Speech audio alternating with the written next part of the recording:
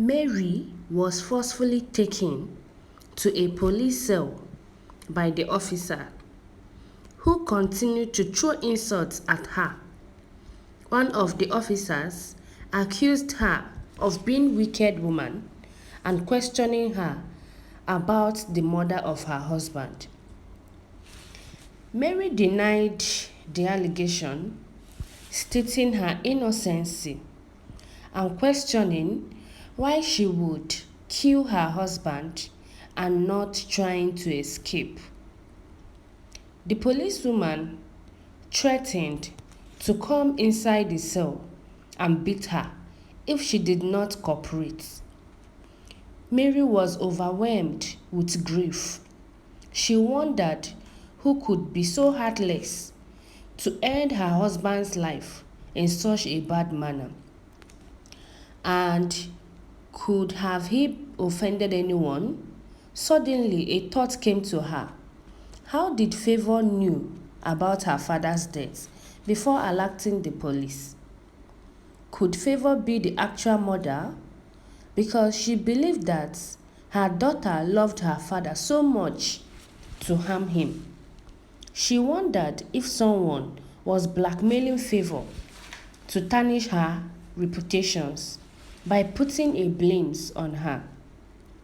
Numerous questions raced through Mary's mind, but there was no answer to all her questions. Mary was determined to seek legal help. She requested the opportunity to call her lawyer, and the officer reluctantly granted her request. After speaking to her lawyer, who expressed shock of the situation, Mary felt hopeful that she would soon be released and justice would be served for her and for her husband. Back at home, Favor was rejoicing in her success when a group of witches appeared before her.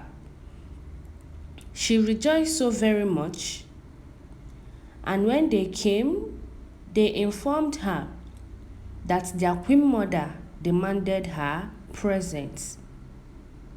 Favor, filled with excitement, believed that she would be honored for her accomplishments, unaware of the impending event. They vanished into the thin air and arrived at their kingdom, where the queen mother are waiting for them anxiously. The witches bowed down to show respect to the queen mother, and the queen mother praised Favor for her loyalty. However, she warned Favor that her mission was not yet accomplished, that if Mary's lawyer was successful in securing her release, it could disrupt their plans. Favor, you are tested with going to the lawyer's office and bewitching him to dance to your tune, the queen mother said with wicked smile.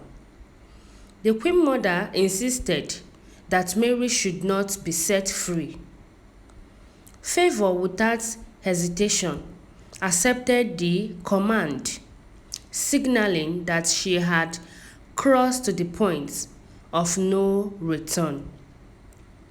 Determined to carry out her wishes, she retreated to her room to devise a plan on how to visit the lawyer's office.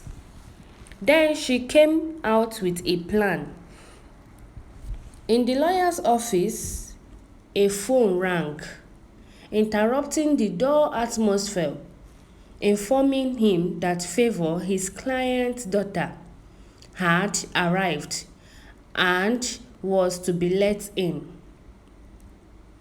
Mr. David, who is the lawyer of Mrs. Mary, accepted.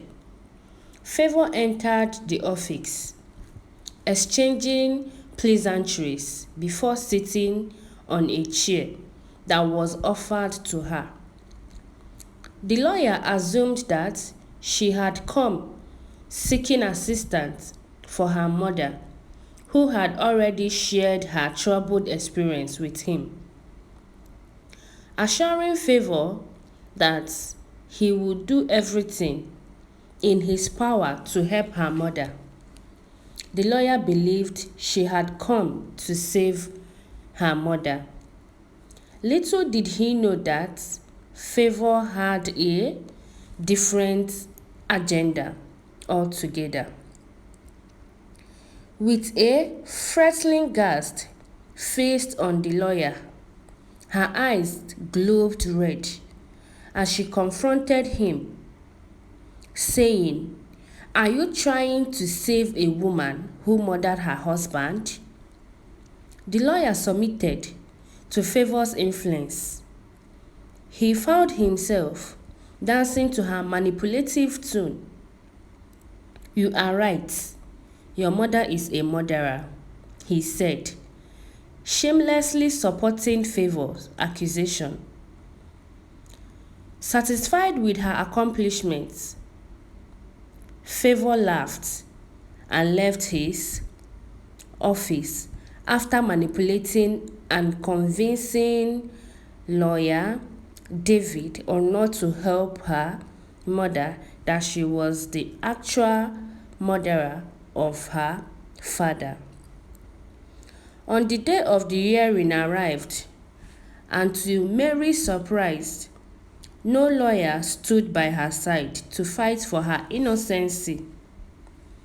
The lawyer she had once trusted now stood against her, shamelessly declaring, "My honor, this witch killed her husband for his wealth, to run away with his money and to be with her boyfriend." Even her daughter Favor came testifying to that. The trial adjourned, the crowd left, and Favor rejoiced in the satisfaction of witnessing her mother being laid back of a cold prison cell where she would await her inevitable death. Mary, overcome with grief, wept uncontrollably as she counted down the days until her scheduled execution. The weight of impending death, it pressed heavily on her heart, leading her with little hope for salvation.